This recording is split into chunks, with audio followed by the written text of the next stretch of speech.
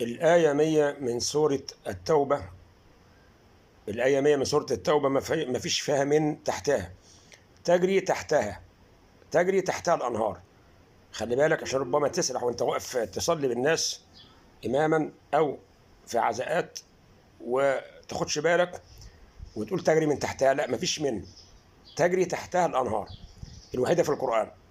وبرضه خلي بالك من آخر سورة سيدنا يوسف، حتى الآية 110 من سورة يوسف، حتى إذا استيأس الرسل وظنوا أنهم قد كذبوا، مش كذبوا، لا كذبوا.